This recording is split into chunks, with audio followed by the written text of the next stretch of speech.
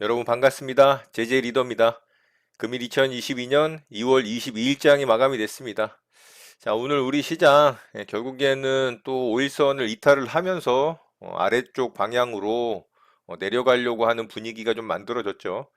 자, 푸틴 러시아 대통령이 이 우크라이나 진입 명령을 좀 내렸어요. 미국과 EU가 뭐 제재 방침을 가하겠다 뭐 이런 식으로 이야기를 하고 있는데 현재 굉장히 전쟁이 일어날 것이라고 좀 분위기가 고조되는 그런 분위기가 만들어지다 보니까 미국 나스닥 선물이 아침서부터 한 2%가 빠져서 시작을 했습니다. 그러다 보니까 뭐 우리 시장도 좋을 수가 없었겠죠.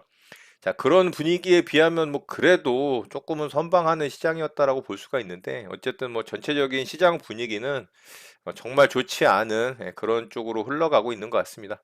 자, 바로 시장 특징주 살펴보고 우리 시장 좀 보도록 하겠습니다. 저는 오늘 GSE 한 종목 좀 대응을 했는데요. 아무래도 이제 전쟁 발발 이슈가 발생을 하면 에너지 관련주들이 가장 먼저 또 대장주로 치고 가는 모습이 나오고 또 뭐 곡물 관련주 뭐 이런 종목도 좀 움직이죠. 자, GSE가 역시나 오늘도 대장주로 갭을 띄우면서 시작을 했죠. 19% 정도 갭을 띄우면서 시작을 했고요. 아래쪽으로 좀 흔들었죠. 자, 아래쪽으로 이렇게 좀 흔들었는데 다시 이제 시가 자리를 돌파를 하는 모습을 보고 제가 여기서 이제 매수를 했어요. 자, 여기서 매수를 해서 이렇게 반등 줄 때 저는 빠르게 수익 챙기고 마무리를 했습니다. 자, 그랬더니 상한가에 좀 들어가긴 했는데 뭐 지금 시장에서 크게 욕심 부릴 그런 시장은 아니라고 보고요. 수익 줄 때 어제도 말씀드렸지만 빠르게 수익 챙기는 게 가장 좋은 방법이라고 생각을 합니다. 자, 이렇게 해서 저는 GSE로 수익 내고 오늘 오전에 매매는 좀 마무리를 했어요. 자, GSE 매매한 내역 좀 보도록 하겠습니다. 자, 이렇게 매매했죠. 자, 이렇게 이제 시가 자리 돌파할 때 돌파 이후에 여기 아래 꼬리 잡아서 반등 줄 때 빠르게 이제 분할로 매도하면서 수익 챙기고 마무리를 했습니다. 자, 이렇게 해서 저는 오늘 매매는 좀 마무리했고요. 오후장에는 사실 매매한 종목들이 없었죠. 뭐 시장도 오후장 들어서 계속 하락을 하면서 거의 뭐 종가 저가로 마감이 됐기 때문에 오후장에 사실 매매 대응하기는 어렵다라고 봅니다. 자, 이등주로 움직인 뭐 대성에너지 같은 경우도 같은 자리에서 좀 매매할 수도 있었을 종목이라고 보는데요. 정고점 뚫고 가면서 얘도 오늘 뭐 매매 대응할 만 했습니다. 근데 GSE가 대장이기 때문에 저는 GSE를 매매를 했던 거고 얘는 앞에 이제 이런 매물대도 좀 있죠. GSE는 52주 신고가잖아요. 근데 이 종목도 뭐 매매했다면 충분히 수익 낼 수 있었을 종목입니다. 마찬가지로 이런 시가 자리 돌파할 때 이렇게 이제 조정 구간에 잡았다면 이 종목도 수익 잘 났겠죠. 뭐 여기까지 무려 12%가 만든 구간이 나왔기 때문에 충분히 수익 낼 수 있었을 종목이라고 봅니다.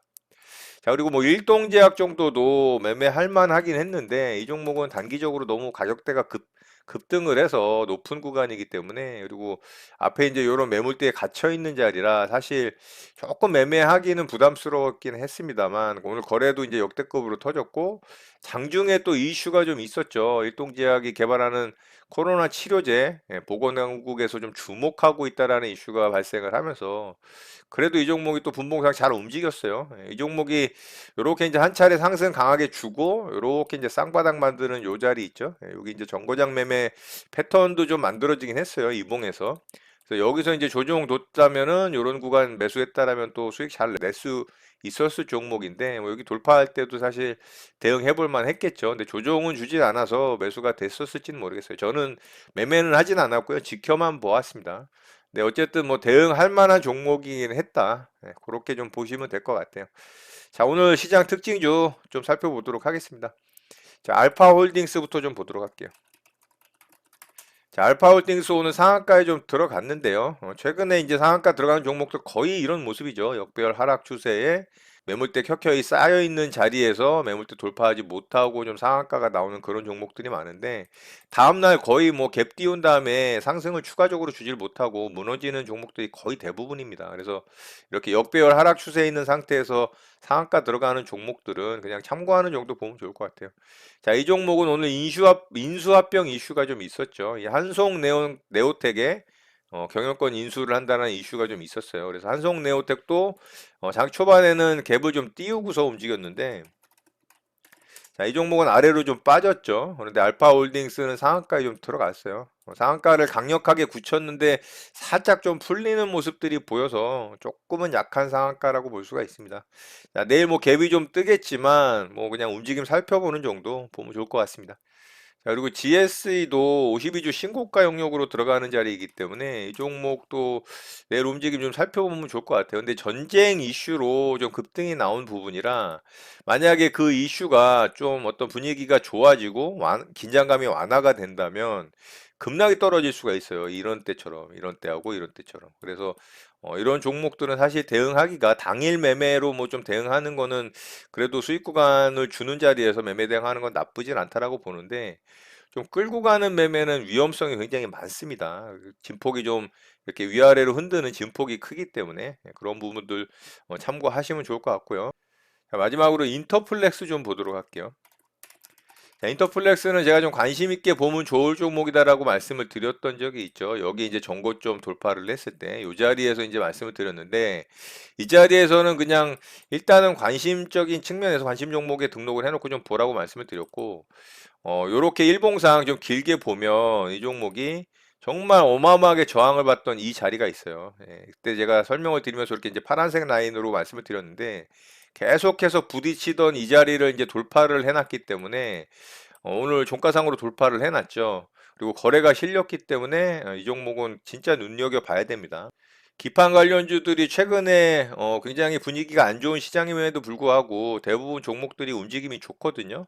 뭐 심텍이라든가 이수페타시스라든가 인터플렉스라든가 코리아 서키트라든가 뭐 이런 종목도 움직임 굉장히 괜찮은데 오늘 특히나 인터플렉스가 아주 좋은 모습으로 잘 마감이 됐어요. 그래서 인터플렉스는 차후의 움직임을 굉장히 눈여겨봐야 될 것 같아요. 이런 자리에 이제 돌파를 했기 때문에 이런 시세를 주는 모습이 나올 수 있는 가능성이 어느 정도 있다라고 봅니다. 그래서 지금 구간은 정말 관심 있게 좀 봐야 될 구간으로 보이기 때문에 인터플렉스 관심 있게 좀 지켜보면 좋을 것 같습니다.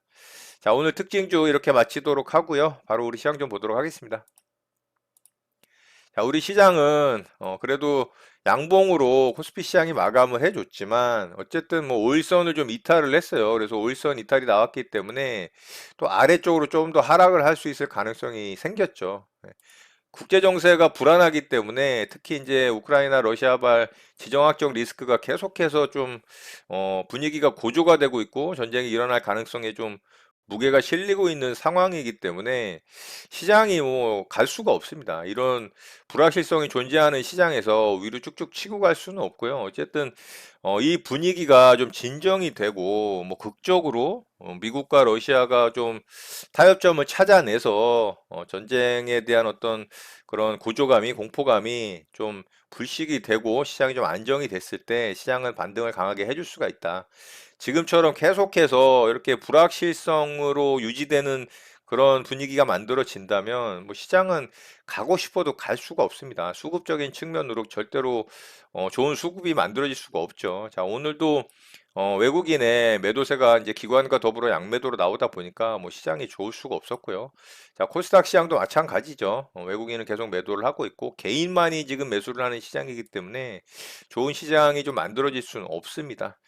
자, 러시아가 어떻게 우크라이나에 대해서 결정을 할지, 뭐 개인적으로는 전쟁이 일어나지는 않을 거라고 생각은 하는데, 뭐 유리한 그런 고지를 점령을 하기 위해서 계속해서 이제 위협을 주면서 협상을 하는 부분에서 유리한 자리를 차지하기 위한 어떤 전략이지 않을까라는 생각을 개인적으로 좀 하거든요. 뭐 전쟁을 일으키려고 했다면 벌써 침공했을 가능성이 높다라고 봅니다. 뭐 그렇지만 길게 이어지는 불확실성이 시장에는 훨씬 더 안 좋은 영향을 미치기 때문에 뭐 진짜 아닌 말로 진짜 전쟁이 일어나서 아래쪽을 한번 푹 빠지든 아니면 빨리 좀 협상을 해서 이 불확실성을 좀 종식을 시키던 그런 시장이 만들어져야 좀 방향성을 잡을 것 같아요. 계속해서 이렇게 지지부진한 시장이 만들어지면 종목들의 움직임도 정말 대응하기 힘든 그런 모습으로 만들어지고 또 뭐 주도 섹터라든가 주도주의 출현이 나올 수도 없는 상황이기 때문에 시장 대응하기가 정말 어렵고 힘들어지는 부분이 있습니다. 그래서 어떤 식으로든 빨리 좀 이 불확실성이 좀 해결이 되기를 바라는 마음입니다. 자, 어제 미국 시장은 대통령의 날로 휴장을 좀 했죠. 어제 휴장을 한 게 그나마 좀 다행이라고 생각을 하고요. 현재 나스닥 선물이 한 2%대 하락을 하고 있기 때문에 장 초반 분위기는 나스닥과 다우의 장 초반 분위기는 좋지 않을 것으로 좀 생각을 해요. 장 중반 이후 뭐 후반부에 반등을 좀 해주면서 좋은 모습으로 미국 시장이 좀 마감되길 바래 보고요. 그래서 우리 시장도 내일은 또 강한 모습으로 잘 상승을 해주는 그런 시장이 좀 만들어지기를 바라봅니다. 자, 오늘 내용은 이것으로 마치도록 하겠습니다. 오늘 하루도 마무리 잘 하시고요. 늘 행복하시기 바랍니다. 여러분의 구독과 좋아요는 영상 제작에 큰 힘이 됩니다. 감사합니다. JJ 리더였습니다.